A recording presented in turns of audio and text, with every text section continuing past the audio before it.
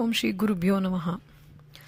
ஸ்ரீ மகாபெரியவா மகாராஷ்டிராவில் சுற்றுப்பயணம் செய்து கொண்டிருந்த நேரம் ஒரு ஜமீன்தார் மகானுக்கு சகலவிதமான உபச்சாரங்களையும் குறைவில்லாமல் செய்து கொடுத்து கொண்டிருந்தார்.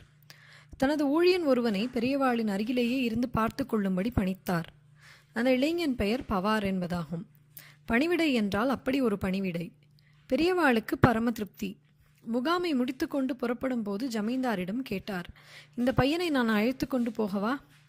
ஜமீன்தாருக்கு மட்டற்ற மகிழ்ச்சி. தனது ஊழியன் ஒருவன் மகானுக்கு சேவை செய்வது என்பது எவ்வளவு பெரிய விஷயம்.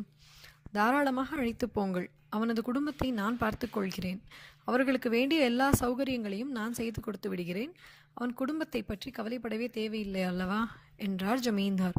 அன்றிலிருந்து அந்த வடநாட்டு இளைஞன் பவார் மடத்து சிப்பந்திகளில் ஒருவரானான். அடுத்த முகாம் எங்கோ ஒரு வசதி இல்லாத பிரதேசத்தில். இரவு நேரம் மடத்து ஊழியர்கள் யாவரும் இரவு உணவை தயாரித்து உண்டு முடித்து விட்டனர். சாப்பாடு விஷயத்தில் மட்டும் யாருக்கும் எந்த விதத்திலும் குறை வைக்கக்கூடாது என்பது மகாபெரியவாளின் கடுமையான கட்டளை. எல்லாரும் சாப்பிட்டு முடித்த பின் உள்ளே வந்த மகான் ஒவ்வொருவரிடமும் சாப்பாடாயிற்றா என்ற கேள்வியை கேட்டு பதிலையும் பெற்றுக்கொண்டிருந்தார். கடைசியாக வெளியே வந்தார். பவார் முகாமின் காவலாளியாக வெளியே நின்று கொண்டிருந்தான். அவனுக்கு தமிழ் தெரியாதில்லையா? சாப்பாடாயிற்றா என்று மகான் சைகையினாலேயே கேட்க, இல்லை என்று சோகத்தோடு சைகை காட்டினான். மடத்து நிர்வாகியை அழைத்தார். நம்மை நம்பி வந்திருக்கும் இவனுக்கு வேளா வேளைக்கு சோறு போட வேண்டும் என்கிற எண்ணம் உங்களுக்கு ஏன் இல்லாமல் போனது? அவனாக கேட்காவிட்டாலும் நீங்கள் சைகை மூலமாக அவனிடம் கேட்டிருக்க கூடாதா? நீங்கள் சாப்பிட்டு விட்டு சாப்பாடு கடையை மூடிவிட்டீர்கள். இந்த பொட்டல் காட்டில் அவன் எங்கே போய் உணவை தேடுவான் என்று சரமாரியாக பொரிந்து தள்ளிவிட்டார். நிர்வாகி உடனே பவாருக்கு இரவு உணவை ஏற்பாடு செய்வதாக பெரியவாளிடம் சொல்லிவிட்டு போனார். சில நிமிடங்களில் முகாமுக்கு அருகே சைக்கிளில் வந்த ஒரு நபர் முகாமின் வெளிச்சம் தெரிவதை கவனித்து உள்ளே வந்துவிட்டார். அவர் கையில் ஒரு சிறிய தூக்கு. விசாரித்ததில் அருகில் இருக்கும் ஓரிடத்திற்கு உணவு கொண்டு போவதாகவும் வழியில் அப்படியே மகானை பார்க்க வந்ததாகவும் சொல்கிறார் அவர்.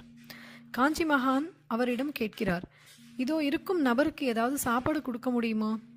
ஒரு ஊழியனுக்கு கருணை வள்ளல் புதியவனிடம் ஒரு விண்ணப்பம் போடுகிறார். இதோ இந்த தூக்கில் இரவு உணவு இருக்கிறது, சாப்பிட சொல்லுங்கள், நான் வேறு ஏற்பாடு செய்து கொள்கிறேன் என்று தான் கொண்டு வந்த தூக்கை அங்கேயே வைத்துவிட்டு போய்விடுகிறார். தூக்கை திறந்து பார்த்தால் வட இந்தியர் சாப்பிடும் சப்பாத்தி, சப்ஜி என எல்லாம் அதில் சுட சுட இருக்கிறது. புன்னகையோடு பவாரை சாப்பிட சொல்கிறார் அந்த கருணை வள்ளல். தனக்காக யாரோ ஒரு வழிப்போக்கனிடம் உணவை பெற்று தருகிறாரே இந்த மகான் என்று நெகிழ்ந்து போனான் பவார். அதற்கு பிறகு அந்த வழிப்போக்கன் முகாமின் பக்கமே வரவில்லை. தூக்கையும் கேட்டு வாங்கி கொண்டு போகவில்லை. பவார் மடத்தில் நிரந்தர ஊழியனான பிறகு அவனுக்கு மகான் தான் எல்லாம்.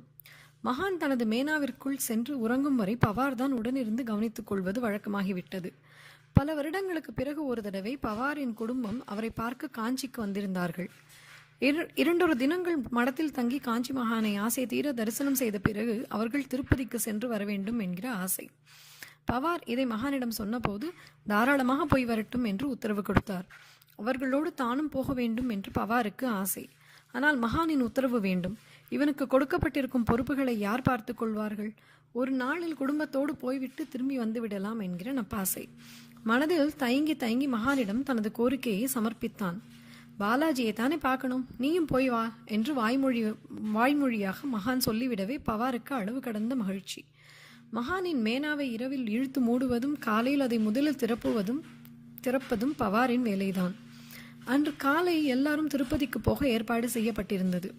வழக்கம் போல் மகான் மேனாவின் திரை சிலையை விலக்கிவிட்டு காலையில் ஆற்ற வேண்டிய சில கடமைகளை செய்வதற்கு பவார் தன்னை தயார் செய்து கொண்டான். விடியற்காலை மகானின் மேனாவின் திரையை விலக்கி பார்த்த பவார் அதிர்ச்சியுடன் கூடி பக்தி பரவசமானான். உள்ளே சாக்ஷாத் பாலாஜியாக மகான் அவன் கண்களுக்கு காட்சியளித்தார். தன் கண்களையே அவனால் நம்ப முடியவில்லை. பாலாஜி இங்கேயே இருப்பது உனக்கு தெரியாதா?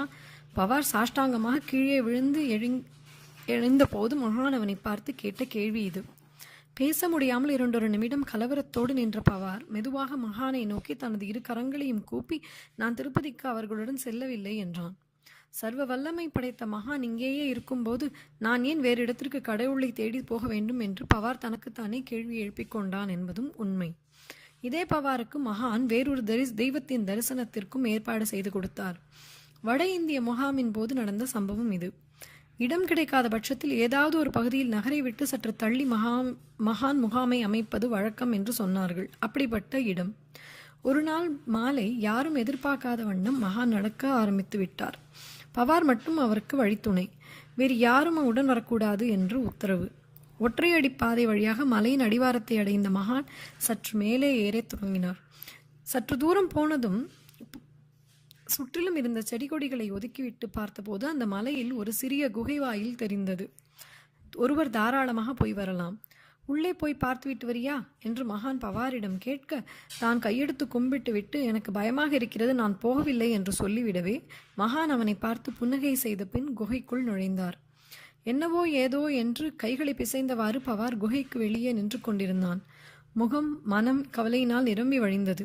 சில நிமிடங்களுக்கு பின் மகான் சிரித்த முகத்துடன் வெளியே வந்தார். இப்போ நீ போயிட்டு வரலாமே என்றார். மகா பெரியவாளே போய்விட்டு வந்த பிறகு இனி தான் பயப்படுவது நன்றாக இருக்காது என்று பவார் குகைக்குள் போனான். உள்ளே போன பிறகு இருண்ட குகையில் திடீரென்று வெளிச்சம். அவன் கண் எதிரே ஒரு மேடை. மேடையில் ஆஞ்சநேயர் விஸ்வரூபத்துடன் கைகூப்பியவாறு நிஷ்டையில் இருந்தார். பவாருக்கு கண்கள் கூசின. தன்னையே நம்பாதவனாக வாயுபுத்திரனை வணங்கிவிட்டு பரவசத்தோடு வெளியே வந்து சேர்ந்தான். வெளியே வந்த பின் எல்லாம் வல்ல சர்வேஸ்வரனான உம்மாச்சி தாத்தா பாத்துட்டியா என்ற கேள்வியை மட்டும் அவனிடம் கேட்டார். கைகூப்பியவாறு அவன் தலையை ஆட்டுவே இருவரும் அங்கிருந்து புறப்பட்டனர்.